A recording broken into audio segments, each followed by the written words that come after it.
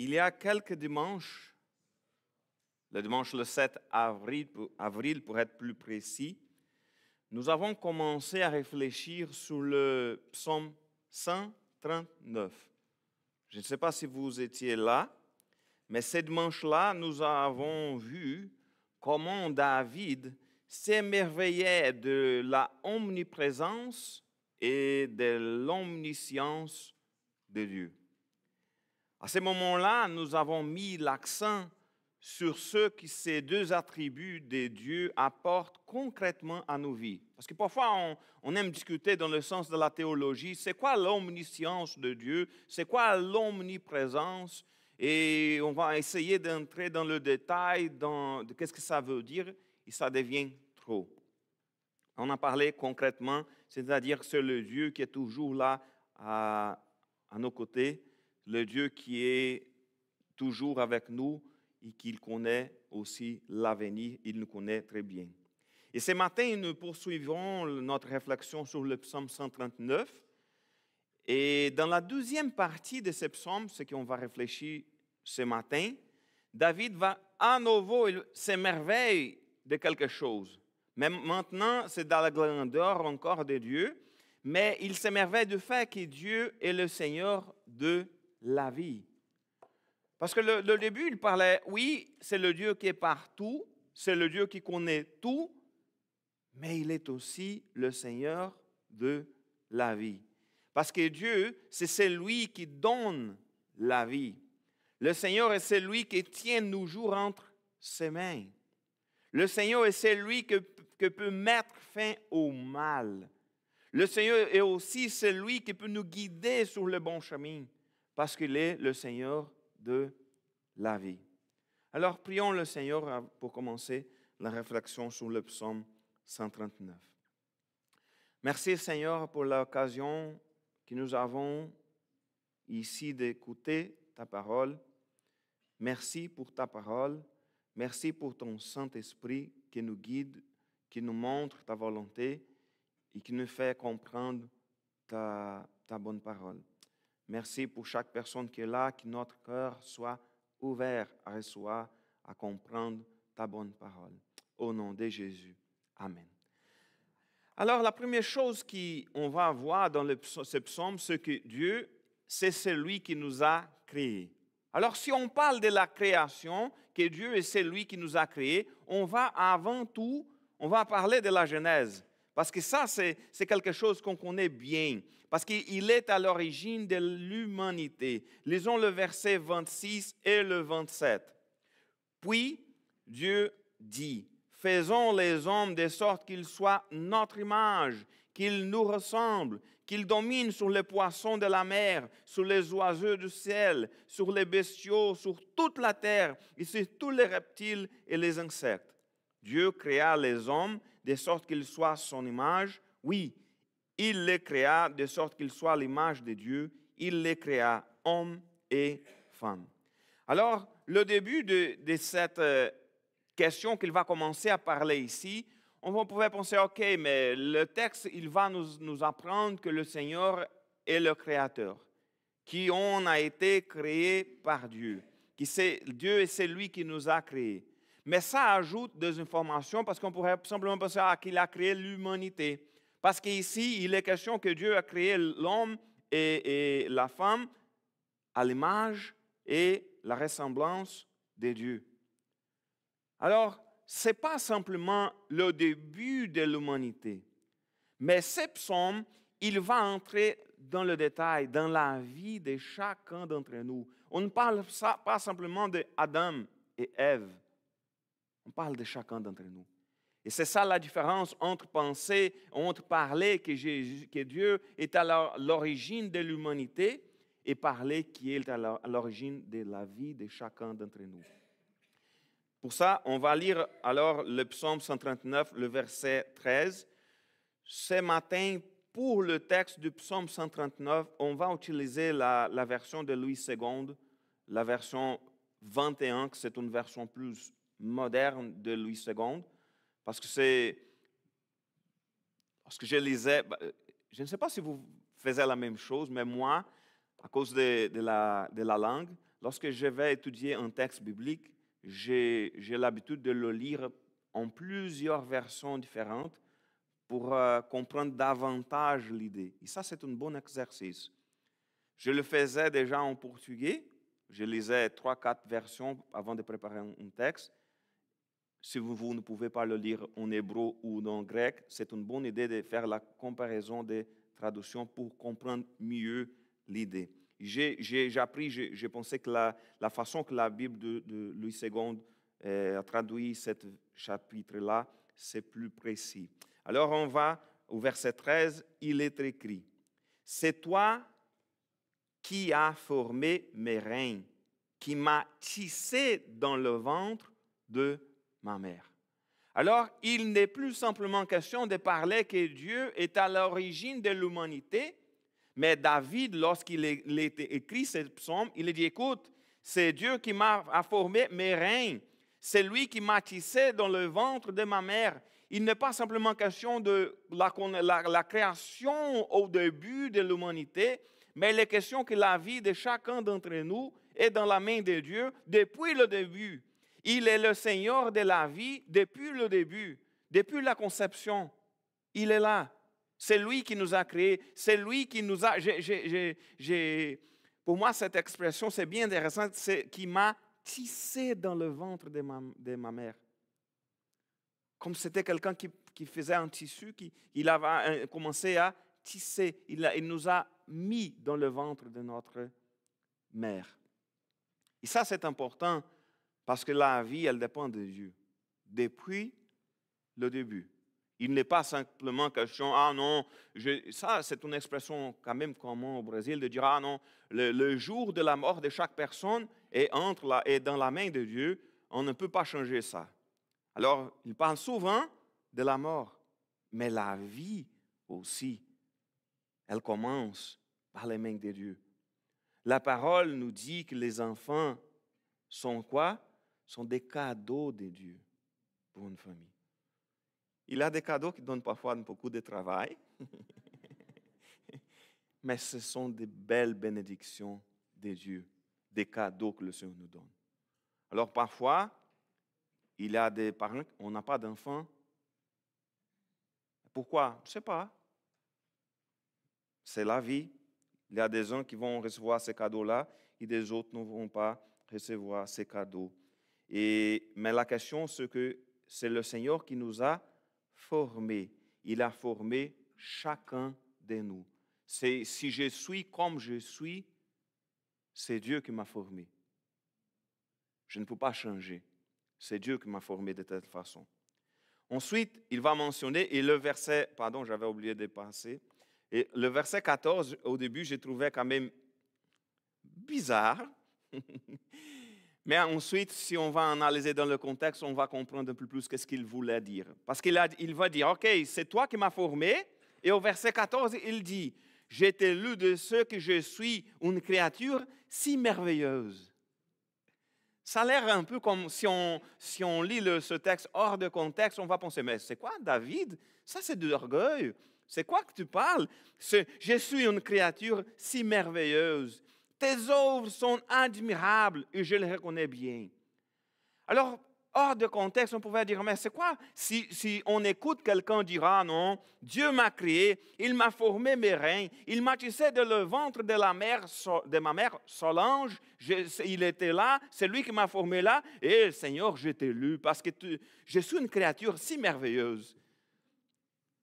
Mais le contexte ici, si on regarde le corps humain, si on regarde dans les détails, il n'est pas question ici de dire « Ah, je suis une personne merveilleuse ». Il est question de que la création de Dieu est parfaite. Si on regarde le corps humain dans le détail, c'est merveilleux, c'est merveilleux.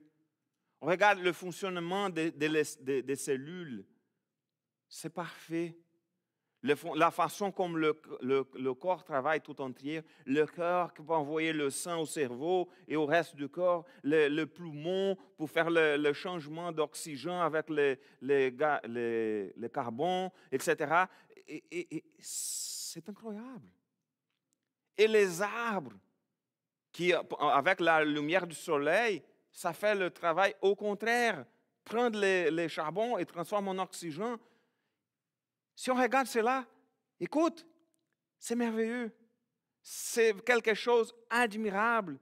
Tes œuvres sont admirables. Alors ici, il n'était pas question de dire, OK, Seigneur, moi, regarde, je suis vraiment beau, je suis vraiment bien. C'est Dieu est puissant. Regarde, c'est quoi qu'il a fait. Non, c'est dans le sens de l'humanité, dans le sens général. Si on regarde dans le petit détail de notre corps, ou si on regarde les choses autour de nous dans la nature, les œuvres de Dieu sont admirables, elles sont parfaites et il faut le reconnaître. Alors, il faut regarder toutes les choses autour de nous et nous rappeler que le Seigneur est le Seigneur de la vie, c'est lui qui a créé toutes les choses et que ses œuvres sont admirables. Il faut le reconnaître. Ensuite, le texte va parler qu'il nous connaît avant même notre naissance. Lisons d'abord le verset 15 et la première partie du verset 16. Mon corps n'était pas caché devant toi lorsque j'ai été dans le secret, tissé dans les profondeurs de la terre. Je n'étais encore qu'une masse informe, mais tes yeux me voyaient. C'est quoi ça? Regarde, on était encore caché pour tout le monde. Parfois, une femme, on utilise une expression ici que je trouve quand même intéressante, tombe enceinte, c'est ça? Elle tombe et est enceinte.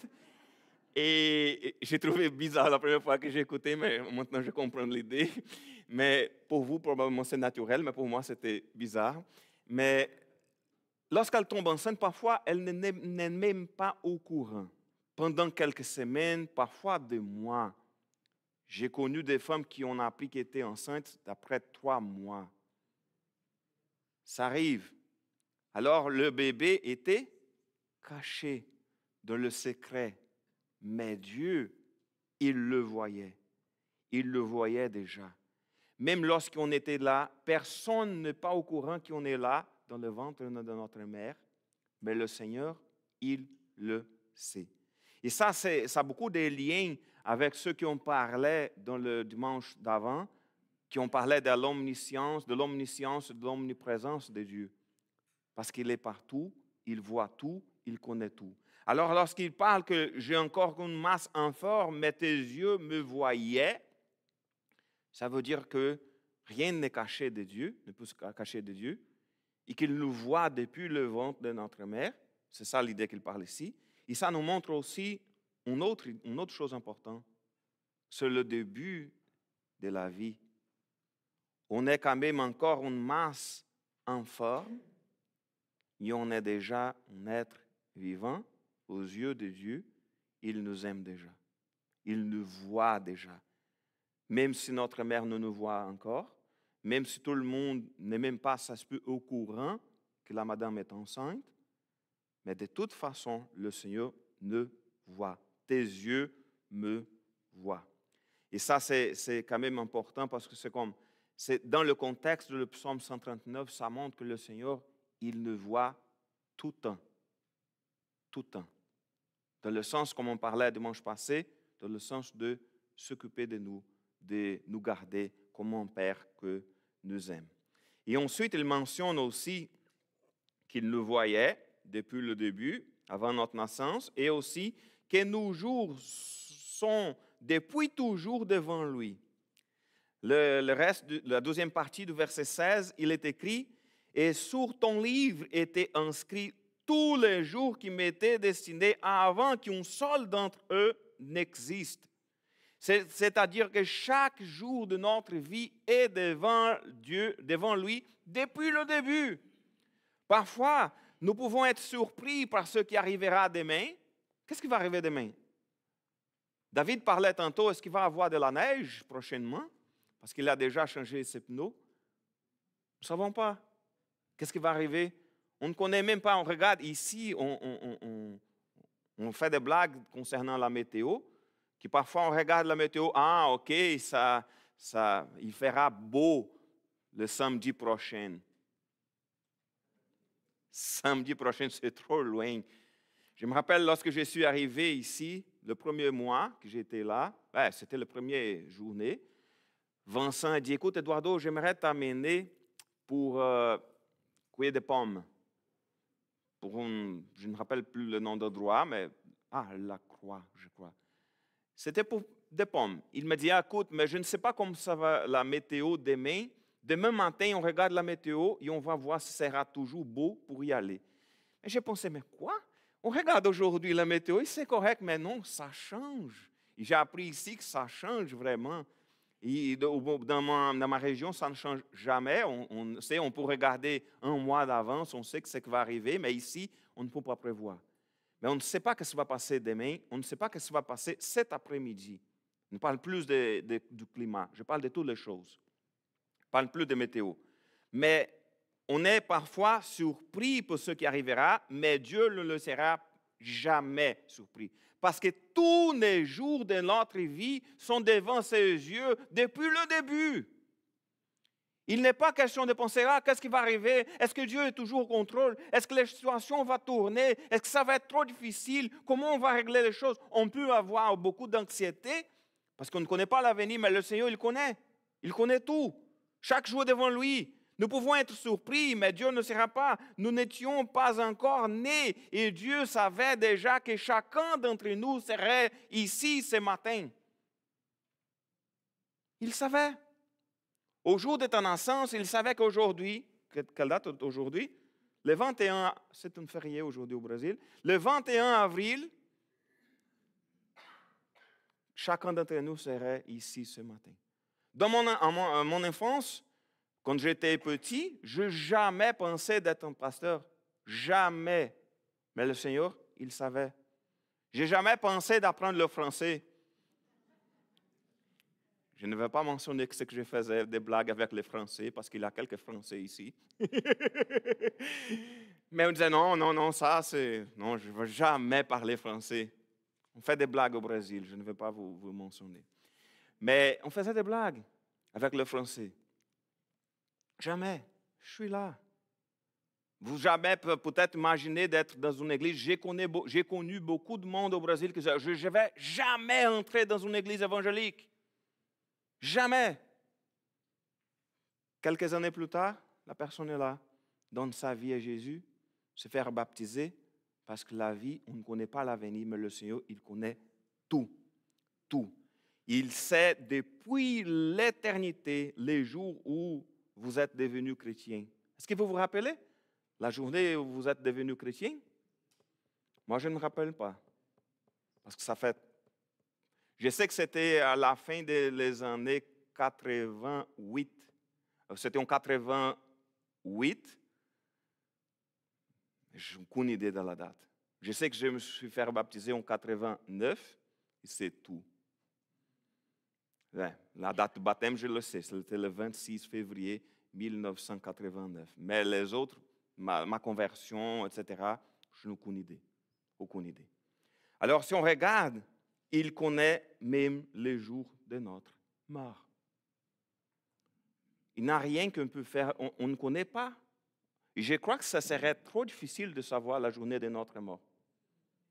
Imaginez-vous, non, ça s'approche. Non, ce n'est pas une bonne idée. Ça devenait trop difficile, mais le Seigneur, il le sait parce qu'il a le contrôle de la vie. Et dans cette information-là, après parler ça, ce qu'il va mentionner au verset 17, que tes pensées, ô Dieu, me semblent impénétrables, que leur nombre est grand. Comment les compter? Elles sont plus nombreuses que les grains de sable. Je me réveille et je suis encore avec toi. Regarde qu'ici, même sur le contexte, il commence à parler de pensée, de la question de le Seigneur de la vie, mais on est toujours lié à la réflexion du début des psaumes qu'on a fait, ça fait quelques semaines, qu'il mentionne ici la question de la connaissance de Dieu, que tes pensées sont innombrables, qu'il nous connaît avant notre naissance, qu'il nous voit toujours, que nos jours sont depuis toujours devant lui, et que ça, c'est la même chose qu'il parlait au verset 6 le dimanche passé, qu'il mentionnait que le savoir de Dieu, c'était hors de ma portée, c'était trop sublime pour qu'on puisse l'attendre. C'est trop sublime, c'est trop pour nous. Comment il connaît tous les jours? Comment il nous voit au ventre de notre mère? Il sait tout ce qui va se passer pendant notre vie. Ici, c'est important de souligner qu'on n'a pas en train de parler de la question de destin, qu'il va faire accomplir chaque chose dans chaque moment, comme j'ai déjà mentionné une fois, d'une vision de calviniste extrême, qu'une personne disait qu'il était en train de réparer son avion en Amazonie, ces avions qui sont dans la rivière, qui vont, comment ça s'appelle ça? Hydravion. Un hydravion. Il était un missionnaire au Brésil, la forêt, Amazonie. Il a eu des problèmes, l'hydravion sur la rivière Amazonie. Gros, beaucoup des animaux, on parle même aujourd'hui, c'est dangereux. Mais à un moment, il était mécanicien aussi, de réparer l'avion et l'outil est tombé sur l'eau. Il m'a dit, quelle était la première chose lorsque l'outil est tombé sur l'eau? Qu'est-ce que j'ai pensé? J'ai dit, il va chercher? Non. Seigneur, pourquoi t'as fait tomber l'outil sur l'eau? Honnêtement, ce n'est pas ça que ce texte parle. C'est de la connaissance. La connaissance de Dieu. Il connaît tous nos jours. Il connaît toutes les choses. Oui, il y a des choses qu'il va vraiment déterminer, qui ont été destinées, mais il y a d'autres choses qui non, qui ne sont pas déterminées par lui, mais qui simplement permettent que ça puisse arriver. Mais il connaît toutes nos décisions. Les décisions qu'on va prendre la semaine prochaine, il connaît la décision. Même si on n'est pas, même aujourd'hui au courant qu'on va prendre une décision difficile la semaine prochaine, il sait déjà même la réponse. Alors, c'est trop pour nous. Lorsqu'on parle à la fin du verset, il mentionne « Je me réveille et je suis encore avec toi ». Rappelons-nous le contexte. Il parlait que c'était impossible de fuir de la présence de Dieu. Ça revient aussi. Dans le ventre de la mère, le Seigneur nous voyait. Si on va n'importe où, le Seigneur est partout. Et la dernière partie du chapitre, il va parler de la question du méchant et de comment le Seigneur, il peut aussi, oui, nous aider contre les méchants. Mais la question qu'il pose, c'est quand même intéressant. Le fera-t-il mourir? Lisons le verset 19. Ô Dieu, si seulement tu faisais mourir le méchant, homme sanguinaire, éloignez-vous de moi. Ils parlent de toi pour appuyer leurs projets criminels. Ils utilisent ton nom pour mentir, eux, tes ennemis. Regarde, Dieu pourra-t-il détruire les méchants? Il a le pouvoir, il a l'autorité, il est le roi des rois. Oui, bien sûr, il est le Dieu souverain, le Tout-Puissant. Mais il ne le fera pas. Pas avant la venue de Jésus. Pourquoi? Parce que pour que Dieu mette fin au mal d'une façon générale, il faudrait qu'il détruise toute l'humanité. C'est ça qu'on discutait tantôt à l'école de dimanche. C'est plus facile de regarder, entre guillemets, le méchant, celui qui commet des homicides, des vols, etc. Ah, ça c'est le méchant, mais moi, mais je suis une belle personne, je suis une créature merveilleuse, comme disait David tantôt. Non, on est méchant, notre cœur est méchant. Même si on n'est pas capable parfois de faire quelque chose de plus grave selon la société, on fait des choses tellement graves devant Dieu. Chaque jour parfois. Alors, Dieu ne veut pas, nous pensons parfois être bons, mais nous ne le sommes pas. Nous sommes aussi mauvais. Dieu ne veut pas la destruction de l'humanité. Il veut sa transformation. Au lieu de souhaiter la destruction des personnes qui nous ont fait du mal, nous devrions prier. Prier pour le salut, prier pour leur transformation. Je ne sais pas si vous connaissez, mais j'ai déjà connu plusieurs criminels qui sont devenus des croyants. Plusieurs. Je sais pas, ici, on n'a pas la même quantité de criminels qu'au Brésil. C'est pour ça que j'imagine que peut-être qu'on n'a pas croisé quelqu'un, mais j'ai déjà parlé à plusieurs personnes qui étaient des criminels, faisaient des choses terribles, et qui aujourd'hui sont des pasteurs, par exemple. Alors, au lieu de souhaiter leur annihilation, souhaitons leur transformation. Mais nous pouvons quand même, parce qu'au début, il parlait de tuer, de faire mourir le méchant, mais ensuite, il va changer un peu sa requête pour éloignez-vous de moi. OK, ça c'est moins grave. Éloignez-vous de moi. Par contre, lorsque David, parce que c'est comme, nous pouvons comprendre cette requête comme un appel à la protection. Disons comme, c'est comme, Seigneur, protège-moi du méchant. Protège-moi, ne laisse pas leur mal m'attendre. C'est normal, c'est correct, c'est Dieu qui nous protège. Il intervient souvent pour nous protéger du mal. Mais de toute façon, tant que nous vivrons ici, sur la terre, nous continuerons à être touchés d'une façon ou l'autre par le mal. Et la question qu'il pose au verset 21, c'est quand même intéressant. Éternel, comment pourrais-je pas détester ceux qui te détestent? Ne pas éprouver du dégoût pour ceux qui te combattent. Et ça, c'est intéressant. C'est comme, Seigneur, il y a des méchants qui sont en train de me déranger. Ça serait bien si tu le fais mourir. C'était le début de la prière. Et ensuite, il dit, mais Seigneur, comment pourrais-je ne pas détester ceux qui te détestent? C'est comme, OK, leur problème, ce n'est pas avec moi simplement. Ils ont des problèmes avec toi. J'ai trouvé quand même intéressant, c'est comme une façon de faire de parler avec Dieu. Écoute, Seigneur, ce n'est pas simplement pour moi, mais c'est pour toi aussi, parce qu'ils sont des gens qui sont méchants envers toi, qui font des choses contre toi. Mais ça, quand même, c'est intéressant, parce que sa question, c'est important. Parce que parfois, s'il y a quelqu'un qui fait des choses contre une personne qui c'est très chère pour nous, imaginez-vous la personne que vous aimez le plus dans le monde. Mais s'il y a quelqu'un qui la dérange souvent, qui la fait du mal tout le temps, qui la cause des problèmes tout le temps, quelle va être votre réaction envers cette personne-là? La tendance humaine, c'est comment pourrais-je ne pas détester ceux qui détestent mes enfants, par exemple? Comment pourrais-je ne pas détester ceux qui combattent ma femme? Alors, c'est quand même une question humaine, c'est la conséquence naturelle. On veut détester les gens qui nous font du mal et qui font du mal aussi envers les autres. Et c'est intéressant parce que David les détestait de façon absolue. Regardez, je les déteste de façon absolue. Ils sont pour moi des ennemis. C'est fort ça, mais c'est fort, mais c'est humain.